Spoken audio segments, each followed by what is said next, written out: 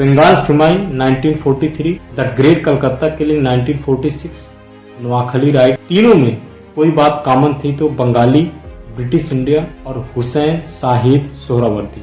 और उन तीनों जगह पर बंगाली हिंदुओं का जमकर नरसंहार हुआ था। मोहम्मद अली जिन्ना और सोहरावर्दी में दो बातें कॉमन थी, दोनों बैरिस्टर थे और इंडियन मुस्लिम लीग के नेता थे। मोहम्मद अली जिन्ना जहां सफेद पोष राजनीति करते थे, वहीं सोहरावर्दी के अंदर राजनीति की हर गंदगी कूट कूट कर भरी थी। सोहरावर्दी का जन्म 8 सितंबर 1892 को Midnapore, Bengal presidency, British India में हुआ था। सोहरावर्दी के पिता sir Zahid Suhrawardy Bengal high court के जज थे और ब्रिटिश बंगाल में बहुत सम्मान था। सोहरावर्दी ने ऑक्सफोर्ड यूनिवर्सिटी से लॉ की पढ़ाई पूरी की और वापस आकर 1920 में इंडियन इंडिपेंडेंस मूवमेंट को ज्वाइन कर लिया।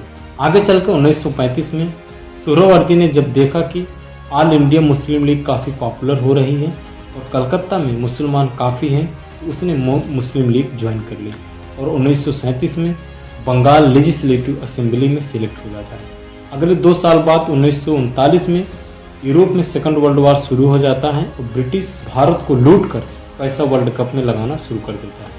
असेंबली चुनाव जीतने के बाद सोहरावर्दी को बंगाल का खाद्य मंत्री बनाया गया था।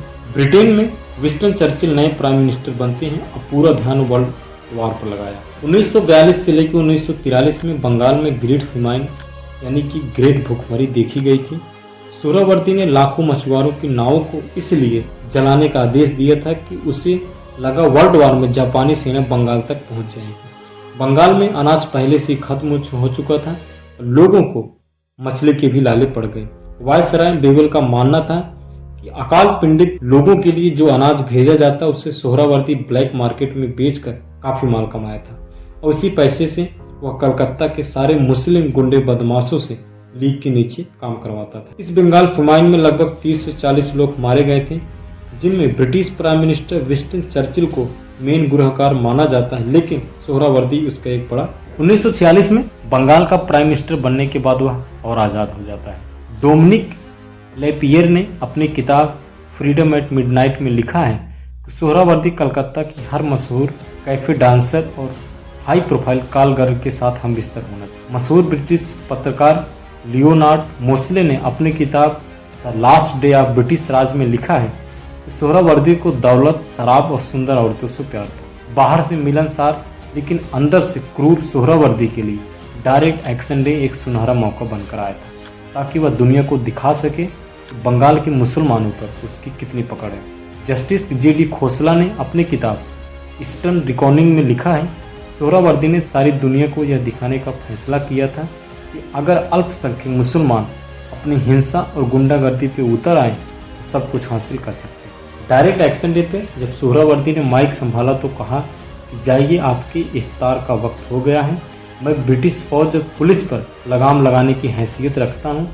पाकिस्तान बनाने के लिए आपके पास अगले 24 घंटे हैं, आप चाहे जो कर सकते। अगले 3 दिन तक कलकत्ता में जमकर नरसंहार हुआ, जिसमें 30 से 40 हजार लोग मारे गए, 40 हजार लोग घायल हुए, हजारों महिलाओं के साथ रेप हुआ, हजारों घर जला दिए गए, लाखों लोगों को अपना सब कुछ छोड़कर भागना पड़ा और हजारों लोगों की लाशें सड़कों पर हुगली नदी पर तैर रही। कलकत्ता राइट के बाद कलकत्ता से 400 किलोमीटर दूर नोआखली में जमकर हिंदू नरसंहार हुआ, जिसमें सोहरावर्दी का पूरा सपोर्ट शामिल था, जिसमें लगभग 15,000 हिंदू मारे गए और 3 लाख हिंदुओं को जबरदस्ती मुस्लिम बना दिए गए। यह सब कुछ तब तक चलता रहा जब तक लगभग सभी को कन्वर्ट नहीं कर दिए गए।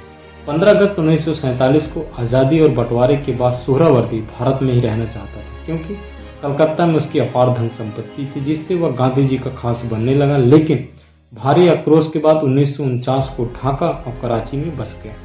1956 से 57 तक वह पाकिस्तान का प्राइम मिनिस्टर के तौर पर काम किया। 1957 को आयूब खान द्वारा मिलिट्री कूप के बाद उसे पद से हटना पड़ा। सोहरावर्दी को बंगाली मुस्लिम एक हीरो की तरह मानते हैं जो बांग्लादेश में रहते हैं, क्योंकि उसने बंगाली मुस्लिम की आज़ादी के लिए, ह्यूमन राइट्स के लिए मांग उठाई थी। आगे चलकर उसके चेले मुजीबुर रहमान ने अवामी लीग की स्थापना की और बंगाली मुस्लिम के लिए मुक्त वाहिनी और भारत सरकार की मदद से 1971 में उन बंगाली मुस्लिमों के लिए एक अलग देश बनाया। 5 दिसंबर 1963 में बैरूट लेबनान में कार्डिक अटैक की वजह से सोहरावर्दी की मौत हो जाती है और कहा जाता है कि जनरल आयुब खान ने इनकी मृत्यु करवाई थी। दुनिया चाहे जो भी कहे, लेकिन भारतीय इतिहास में सोहरावर्दी को the great Calcutta killing, Bengal famine, Noakhali riot के लिए जिम्मेदार माना जाता है और उसे इतिहास में द बचर ऑफ बंगाल के भी नाम से जाना जाएगा। दोस्तों, ये वीडियो आपको कैसा लगा कमेंट सेक्शन में जरूर बताइए। थैंक यू और हैव अ गुड डे।